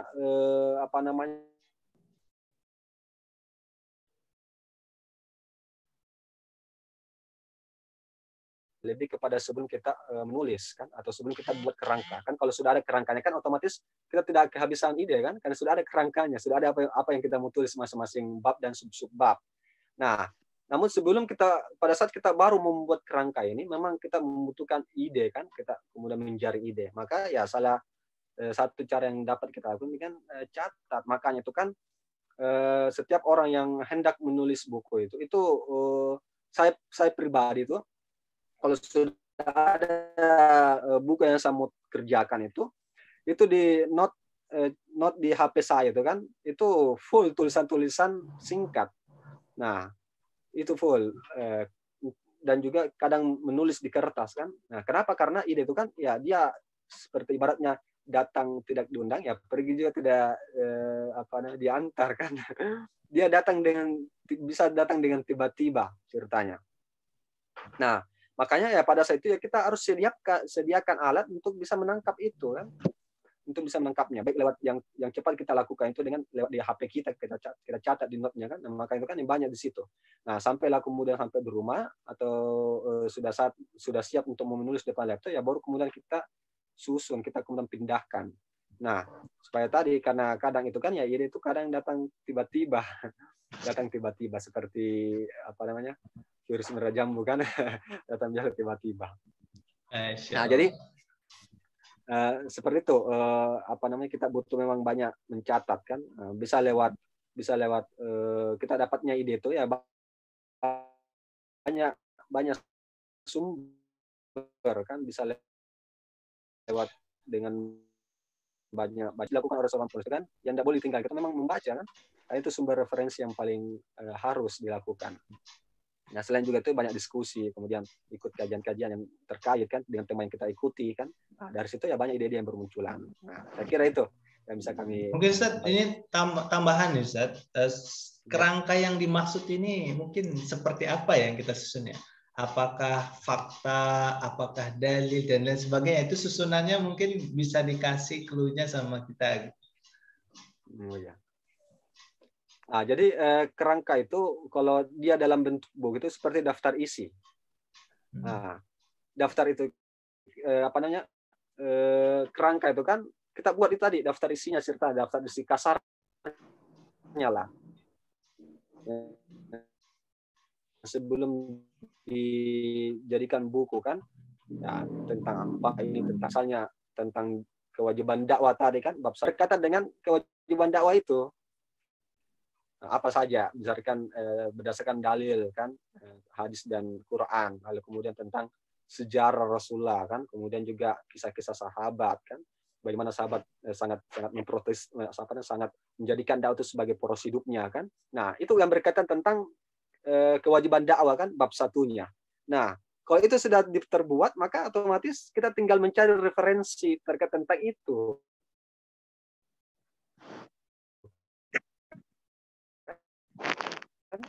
Nah, sehingga tadi bilangnya tidak tahu apa yang mau ditulis, itu ya tidak akan terjadi.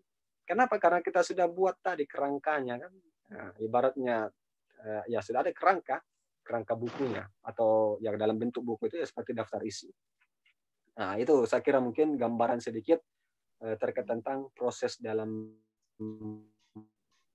membuat buku supaya kita itu mungkin saya kira kurang lebih ya. Masya Allah. Memang adanya kerangka tadi ya, sehingga kita tentukan apa topiknya, terus gimana referensi yang harus kita cari dan kita gali, ya kan? Dan seterusnya kita menyusun sub-sub bab yang akan kita tulis ya, di sana nanti. Ini Masya Allah sekali. Ya, syukran Ustaz atas jawaban ya tadi yang dari Mbak Nurma ya, Masya Allah. Ya, selanjutnya ini mungkin pertanyaan yang kedua, yang ini mungkin akan langsung saya serahkan ya untuk menjawab ini Ustaz Abdullah Effendi ya. Assalamualaikum warahmatullahi wabarakatuh. Saya Nurul ingin bertanya. Menuliskan merupakan bagian daripada dakwah, ya, namun tidak langsung ke orangnya dan tidak langsung membina dan mengayomi. Nah, kita harus menulis dari segi mana ini? Akidah terlebih dahulu atau kita langsung menulis tentang politik? Karena kerusakan hari ini yang berkaitan dengan pada politik. Nah, mungkin Ustadz Effendi bisa langsung menjawab. Tafadhol Ustaz. Jazakillah khairan, ini ke Mbak Nurul ya, yang memberikan pertanyaan. Ini pertanyaannya kelihatan orang yang cerdas gitu.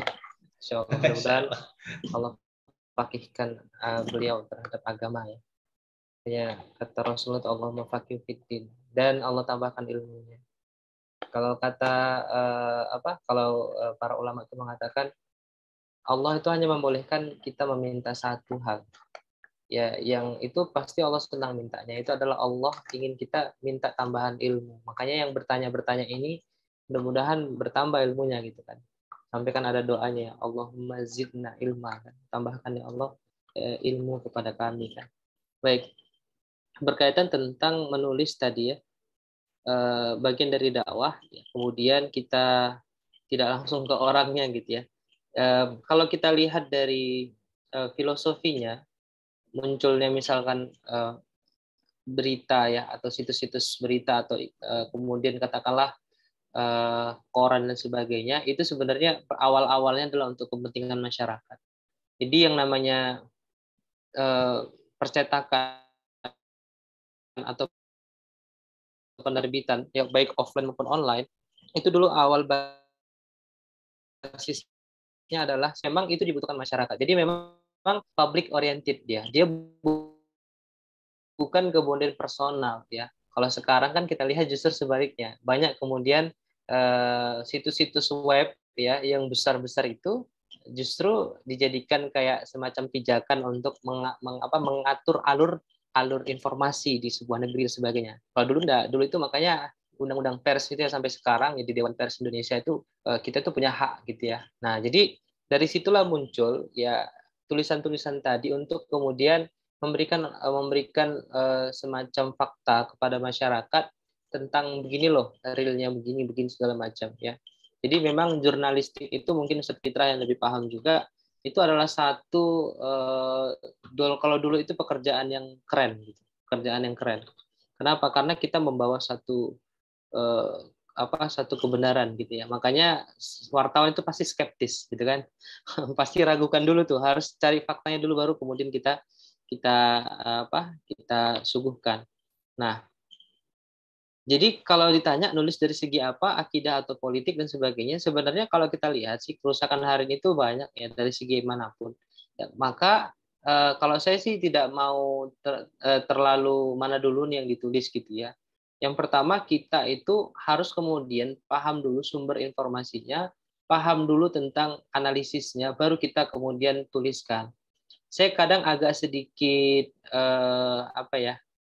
kalau dibilang kecewa sih nggak terlalu kecewa karena semangatnya luar biasa, tapi kadang tulisan itu nggak nyambung karena kita itu mau mengomentari berbagai hal, semua hal mau kita komentarin, politik kita komentarin, ekonomi kita komentarin, segala macam mau kita komentarin. Padahal basic pemahaman kita belum sampai di situ. Akhirnya solusi yang kita kasih itu solusi yang juga nggak pas gitu. Nah ini yang lebih khawatir kita sebenarnya. Maka kalau saya itu di Muslim ya, kawan-kawan punya kemampuan di bidang apa, segmentasinya di mana. Ada yang dari pendidik gitu ya, makanya silahkan masuk ke isu-isu pendidikan. Ada yang jagonya di milenial. Saya tahu nih Ustaz, cara gimana nanganin orang-orang galau segala macam. Ini buat segmentasinya ke sana gitu. Jadi tidak semuanya, kecuali kita mujtahid gitu ya, baru kita bisa komentarin. Nah, atau bisa juga kita dengan mau fokus ke sana, tapi tolong referensinya kuat gitu. Kadang di Muslim itu kan banyak yang ngirim tulisan, itu kadang kita reject, kita tolak, karena kadang solusinya nggak nyambung gitu, ya kemana-mana. Yang kena imbasnya nanti ide Muslim kan, kalau sempat tayang terus ternyata hoax segala macam, ya kita yang kena. Maka sangat hati-hati. Ya jadi kalau saya sih mana yang kira-kira kita paham tentang temanya, kita bisa kasih solusi, itu yang kita coba gali. Karena kalau ditanya mana duluan yang bermasalah, semuanya bermasalah kawan-kawannya. Akidahnya masalah, ya, akidahnya sekuleris kan ya, pendidikannya juga sekulerisme, ekonominya kapitalis. Antum mau ambil yang mana ini? Budayanya liberal, antum mau masuk yang mana? Ini semua bermasalah nih sekarang, gitu loh. Nah, tinggal kita segmentasinya di mana. Nah, itu sih jadi biar lebih gampang. Allah. So, ya silakan Anda kembalikan. Masya Allah. Ya, jadi ada beberapa yang saya tangkap nih Ustaz ya. Terutama terkait dengan ingin mengeluarkan ide itu ya, atau ingin menambah ilmu ya, itu minta dulu sama Allah Subhanahu wa taala dengan doa-doa yang sudah masyhur lah kita hafal, yang kita dengar gitu ya. Terus kayak dengan agar mana dulu yang harus kita tulis ini ya. Ya, itu pastikan sesuai dengan bidang kita ya. Dia misalnya sosok seorang guru ya, maka fokus ya untuk mungkin tulisan-tulisan terkait dengan anak didiknya, tentang siswa dan pelajar dan sebagainya. Begitu juga mungkin tentang dia ibu rumah tangga gitu ya. Dia bisa menulis tentang bagaimana sulitnya nyari minyak goreng ini ya. Ya, yang minyak goreng terus mahal gitu ya. Bahkan ada demo dari ya salah satu pengusung penguasa gitu ya, masak dengan cara direbus ya. Insya Allah. Jadi kalau bisa ya ini sesuaikan segmentasinya kata Saudara Fendi tadi ya, sesuaikan dengan bidang kita. Kalau kita seorang mahasiswa ya harusnya kita menulis tentang pergerakan mahasiswa itu sampai mana saat ini kan gitu ya. Nah, jadi begitu juga seterusnya. Nah, jadi tidak semua kita ceritain ya, nanti akhirnya kata Saudara Fendi tadi kan akhirnya ngawur ngidul ya kata kalau orang Jawa. Ya, solusinya kadang tidak tepat. Nah, baik, mungkin dengan berakhirnya pertanyaan yang terakhir tadi, ya, dan dijawab oleh para ustadz-ustadz kita yang sangat luar biasa, maka berakhirlah pula ya acara kita pada kesempatan kali ini. Namun ya, saya ingin memastikan sekali lagi kepada para peserta sekalian untuk bisa mengisi ya Google Form yang sudah kami sediakan di kolom chat atau di kolom komentar ya untuk memberikan testimoni atas kegiatan-kegiatan kita kali ini. Nah, begitu pula ya untuk acara selanjutnya pastinya ya Ide Muslim akan menghadirkan acara webinar kepenulisan lagi ya, yang pastinya lebih bombastis dan membahana itu ya. Nah ini selanjutnya nanti akan ada setelah acara ini ya, yang akan kita laksanakan di hari Rabu April. Ya, ini tentang improve your writing skill. Nah, nanti akan diisi oleh pemateri-pemateri yang sangat luar biasa. Ya, para peserta bisa langsung melihatnya di IG Ide Muslim langsung nanti.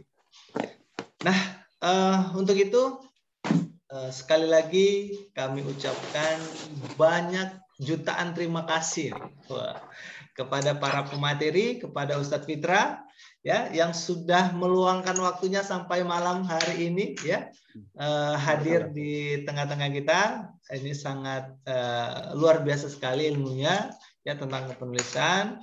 Syukron Ustadz, semoga ini jadi amal jariah antum ya, dan ya Allah berikan keberkahan untuk antum dan keluarga nanti insyaallah.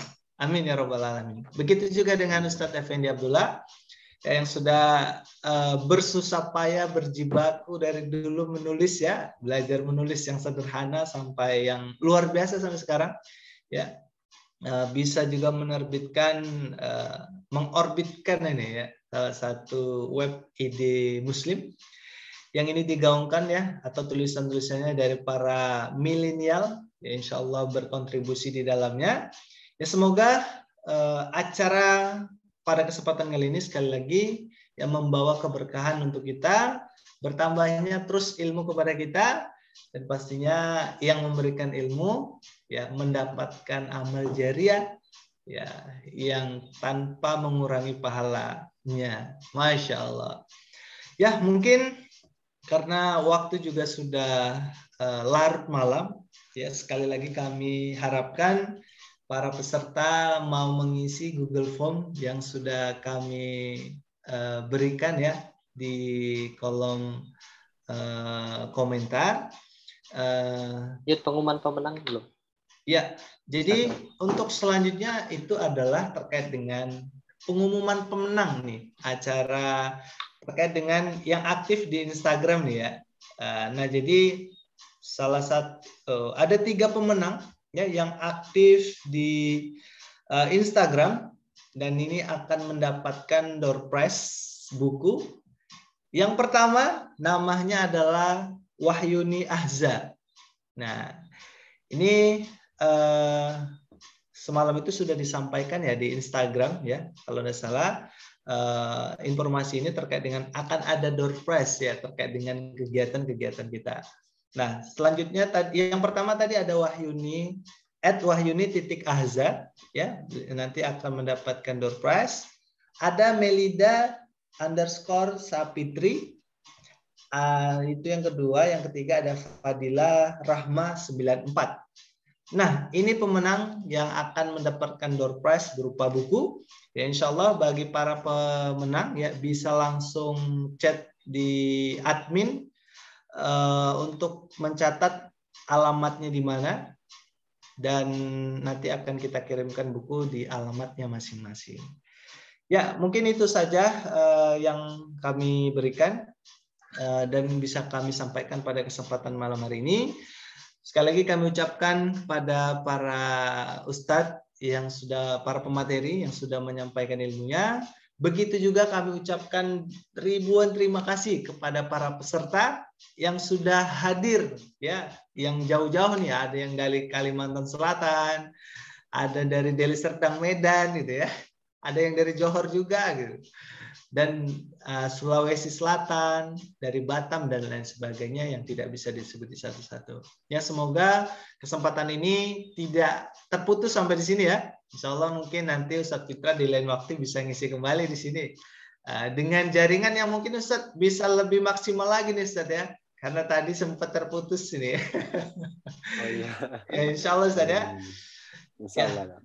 Mungkin karena tidak ada lagi yang ingin saya sampaikan, kami mohon maaf juga dari Ide Muslim atas mungkin kekurangan di sana sini, mungkin yang telat, yang kurang maksimal dalam menampilkan slide dan video dan lain sebagainya. Ya, semoga acara ini sekali lagi bisa di-share kepada khalayak ramai, baik di sosial media kita, di Instagram, Facebook, WA, ya, agar kiranya kita bisa berbagi juga ya ilmu kepada saudara-saudara kita Muslim yang lainnya.